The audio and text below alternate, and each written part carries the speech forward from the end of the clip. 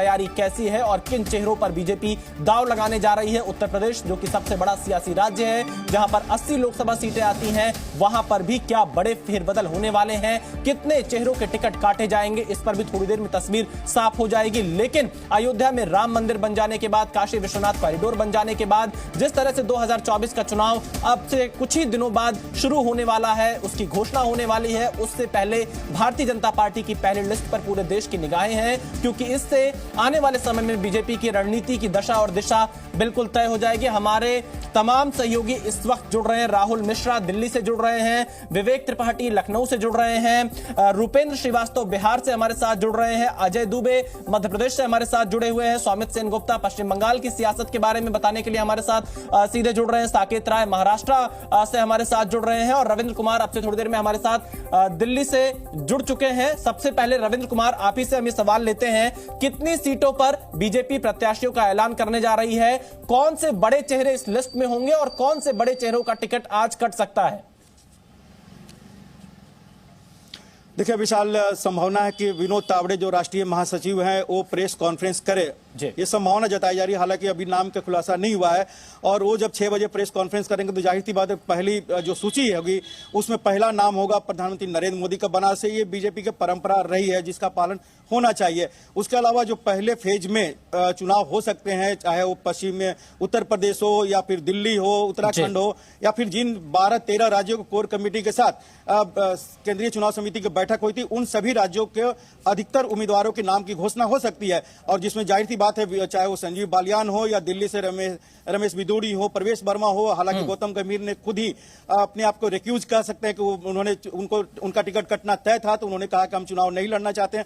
उस तरह से राजस्थान से गजेंद्र सिंह शेखावत का हो सकता है, वसुंधरा राजे का हो, मध्य प्रदेश से शिवराज सिंह चौहान एक सरप्राइज नाम हो सकते हैं, विदिशा से, गुना से सिंधिया का नाम हो सकता है। इसके अलावा राज्यसभा से जो मंत्री हैं जिनको राज्यसभा इस बार नहीं दिया गया, या लोकसभा चुनाव की तैयारी थी, चाहे भूपेंद्र यादव अलवर से हो, या फिर संबलपुर से धर्मेंद्र प्रधान हो, पुरुषोत्तम रूपाला हो, या फिर सर्बानंद सोनोवाल हो डिब्रूगढ़ से, ये सब का नाम भी इस रविंद्र जी, मैं राहुल मिश्रा के पास जाऊं उससे पहले एक जानकारी और आपसे लेना चाहते हैं कि जिस तरह से गौतम गंभीर ने अनाउंस किया कि वो सक्रिय राजनीति से हट रहे हैं, जयंत सिन्हा ने कहा कि चुनावी राजनीति से हट रहे हैं, ये बीजेपी की एक रणनीति दिखाई दे रही है। क्या और भी बड़े चेहरे आज लिस्ट से ड्रॉप हो सकते हैं जो मौजूदा सांसद हैं? बिल्कुल विशाल, देखिए जो ये परंपरा शुरू हुई थी गुजरात में, आपको याद होगा, जहां पर बड़े बड़े जो मंत्री थे उन्होंने कहा कि हम अब आगे हम ये सेवा नहीं करना चाहते हैं, खुद ही लेटर लिख रहे थे पार्टी अध्यक्ष को। तो कहीं ना कहीं इस बार भी आपने ट्विटर पे भी देखा और लेटर भी दिया जा रहा है, चाहे गौतम गंभीर हो या फिर जयंत सिन्हा हो, इस तरह के कई और नाम होंगे, लेकिन ड्रॉप होने वालों में बड़े नाम हो सकते हैं। हालांकि मंत्रियों की जो सूची होगी, मंत्रियों को जो नाम कटने वाले है वो 3 तारीख को वहां पर मंत्रिपरिषद की बैठक है। मंत्रिपरिषद की बैठक बाद 6 तारीख को जो केंद्रीय चुनाव समिति की दूसरी बैठक है, उसके बाद जो सूची आएगी उसमें मंत्रियों का नाम कटने वालों में होगा। तो देखिए रविंद्र कुमार ये जानकारी दे रहे हैं कि जो अगली मीटिंग होनी है सीसी की, उसके बाद जब लिस्ट आएगी उसमें मंत्रियों के नाम कट सकते हैं। हमारे साथ राहुल मिश्रा भी जुड़े हुए हैं। राहुल मिश्रा, क्या जानकारी आ रही है खासतौर पर दिल्ली को लेकर? क्योंकि अगर दिल्ली की 7 लोकसभा सीटों की बात करें तो 2019 के लोकसभा चुनाव में बीजेपी ने सभी 7 सीटें जीती, लेकिन इस बार यह कहा जा रहा है कि बड़े बदलाव हो सकते हैं, लगभग 5 सांसदों के टिकट कट सकते हैं। देखिए, सांसदों की यदि बात किया जाए तो दिल्ली नहीं, पूरे उसमें देखा जाए कि सूची में देखी जाए जो आने वाली सूचियां रहेंगी, उसमें माना यह जा रहा है कि तकरीबन 50 से 60 सांसदों का यहां पर टिकट कट सकता है, उनको रिप्लेस किया जा सकता है। और ये एक इंटरनल जो सर्वे है, इंटरनल सर्वे के आधार पर ही इन्हें यहां पर हटाया जाएगा। और उनकी क्योंकि परफॉर्मेंस या तो अच्छी नहीं रही है या उनका जनता के बीच में अपील अच्छी नहीं रही है, और यही कारण है कि 50 से 60 सांसदों का यहाँ पे टिकट कट सकता है। दिल्ली की यदि बात करें तो दिल्ली में आपने देखा होगा कि ईस्ट दिल्ली से गौतम गंभीर आते हैं। गौतम गंभीर ने आज सुबह सुबह ही सोशल मीडिया प्लेटफॉर्म पे अपने आप को ही या खुद पार्टी अध्यक्ष को ही टैग करते हुए उन्होंने ये किया कि वो राजनीति में। राहुल मिश्रा, मैं आपको थोड़ी देर के लिए रोकता हूं। देखिए, परिवारवाद पर एक बार फिर से प्रधानमंत्री नरेंद्र मोदी कुछ बोल रहे हैं, आपको सीधे सुनाते हैं। ऊंची हैं, उनमें से सबसे अधिक दलित, पिछड़े, अति पिछड़े वही मेरे परिवार ही हैं। साथियों, हमारे लिए सामाजिक न्याय नारी शक्ति को ताकत देने का है। बीते 10 सालों में 1 करोड़ बहनों को मेरी माताएं बहनें इतनी बड़ी तादाद में आशीर्वाद देने आई हैं, उसका कारण है 1 करोड़ बहनों को हम लखपति दीदी बना चुके हैं। मुझे खुशी है इसमें बिहार की भी लाखों बहनें हैं जो अब लखपति दीदी बन चुकी है। और अब मोदी ने 3 करोड़ बहनों को, आंकड़ा सुनिए जरा, याद रखना, 3 करोड़ बहनों को लखपति दीदी बनाने की गारंटी दी है। हाल में हमने बिजली का बिल 0 करने और बिजली से कमाई करने की भी योजना शुरू की है। पीएम सूर्य घर मुफ्त बिजली योजना। तो देखिए, प्रधानमंत्री नरेंद्र मोदी बेगूसराय से एक रैली को संबोधित कर रहे थे और अब से थोड़ी देर बाद भारतीय जनता पार्टी की बड़ी प्रेस कॉन्फ्रेंस होने वाली है। सीईसी की जो बैठक हुई थी उसमें जिन सीटों पर निर्णय लिया गया था उन पर प्रत्याशियों का ऐलान बीजेपी कर सकती है। विवेक त्रिपाठी लखनऊ से हमारे साथ जुड़े हुए। विवेक त्रिपाठी, यूपी की 80 लोकसभा सीटों की अगर हम बात करें तो 2019 के लोकसभा चुनाव में सहयोगी दलों के साथ बीजेपी ने 64 सीटें जीती थी, लेकिन इस बार बीजेपी का टारगेट 75 प्लस का है। कई बार यह भी दावा किया जा रहा है कि 80 में 80, लेकिन क्या फॉर्मूला रहेगा, कितने टिकट कटने वाले हैं? थोड़ी देर पहले रविंद्र कुमार हमारे सहयोगी ने खबर दी कि बृजभूषण सिंह का टिकट कट सकता है। तो क्या जो कुश्ती विवाद रहा उसका असर बृजभूषण सिंह की सीट पर पड़ता हुआ दिखाई दे रहा है?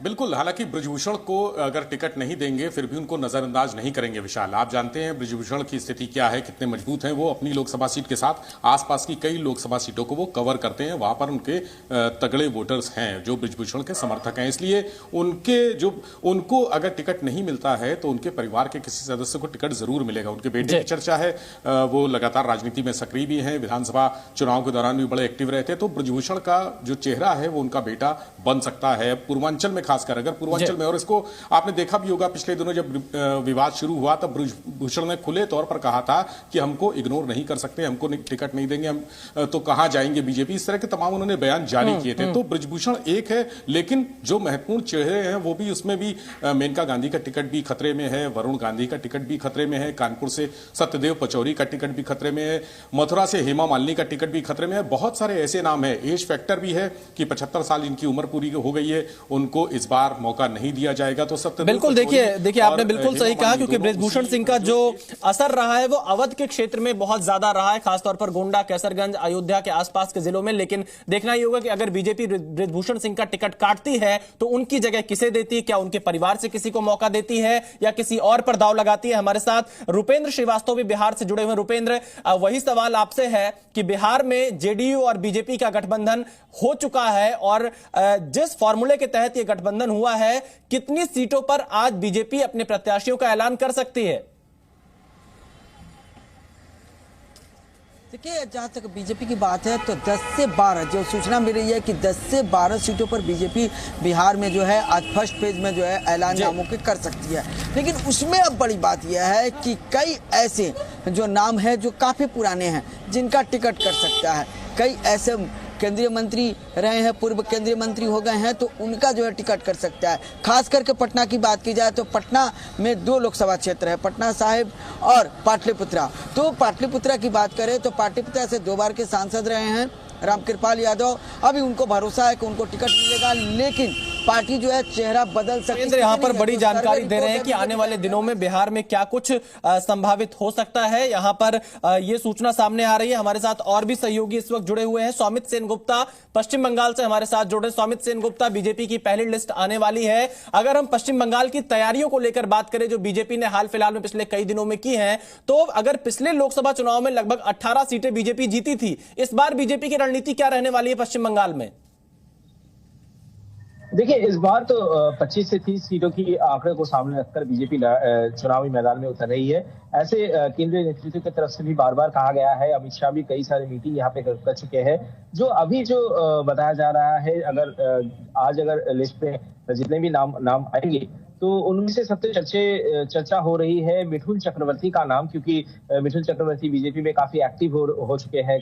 अब इस वक्त वो बार बार वो पार्टी के काफी सारे प्रोग्राम्स में भी दिख रहे हैं। और मैं आपको बता दूं कि आज सुबह भी प्रधानमंत्री पश्चिम बंगाल के कृष्णनगर में एक प्रोग्राम किया। यहाँ पर उन्होंने जिस प्रकार से पार्टी संगठन को मजबूत करने की कोशिश किया, क्योंकि 18 सीटों में से दो एमपी, फिर बाद में सौमित सेन गुप्ता, कितने बदलाव की उम्मीद देख रहे हैं आप? जो पिछला रिकॉर्ड रहा है बीजेपी का, उसमें कितने सांसदों का टिकट कट सकता है? देखिए, टिकट कटने वाली सांसदों से ज्यादा बड़ी बात है कि जिनको टिकट मिला था लास्ट टाइम, उनको सबको टिकट नहीं मिलेगी, क्योंकि करीब जो सूत्रों के मुताबिक खबर मिल रही है, करीब 20 नए चेहरे, 42 सीटें हैं, उनमें से करीब 20 से ज्यादा 20-22 के आसपास नए चेहरे बीजेपी इस बार चुनावी मैदान में उतार सकते हैं। चलिए, बिल्कुल। अजय दुबे हमारे साथ मध्य प्रदेश से जुड़ रहे हैं।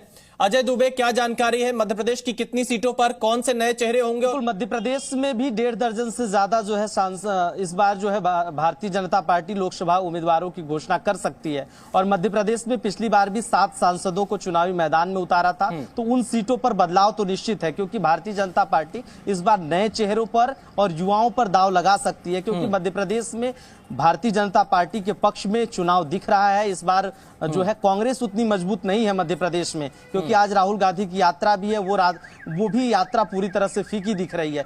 एक सीट जो है कांग्रेस के पास है इस बार, जो छिंदवाड़ा से है, नकुलनाथ वहां पर सांसद है, वो भी कांग्रेस के हाथ से जाती हुई दिख रही है। तो हो सकता है भारतीय जनता पार्टी 1.5 दर्जन के करीब जो लोकसभा की सीटों पर आज उम्मीदवार उतार सकती है। जैसे छिंदवाड़ा हो गए, छिंदवाड़ा के साथ साथ भोपाल की अगर बात करें, भोपाल पे भी सांसद जो अभी प्रज्ञा सिंह ठाकुर है, उनको टिकट भारतीय जनता पार्टी नहीं देगी, ऐसी उम्मीद लगाई जा रही है, क्योंकि यहाँ पर आलोक संजर का नाम प्रबल दावेदारों में माना जा रहा है। अजय दुबे यहाँ पे जानकारी दे रहे हैं कि मध्य प्रदेश में कौन से नाम हो सकते हैं, किनका टिकट कट सकता है। साकेत राय भी हमारे साथ जुड़े हुए हैं। साकेत राय, महाराष्ट्र की पॉलिटिक्स बड़ी दिलचस्प है इस बार, क्योंकि जिस तरह से शिवसेना में दो फाड़ हुई और एकनाथ शिंदे का गुट बीजेपी के साथ आया, उसके बाद ये देखा जाए तो लोकसभा का पहला चुनाव होगा। तो कैसे देखते हैं आप, क्या समीकरण दिखाई दे रहे हैं महाराष्ट्र में, और बीजेपी किस रणनीति के तहत महाराष्ट्र में काम कर रही है?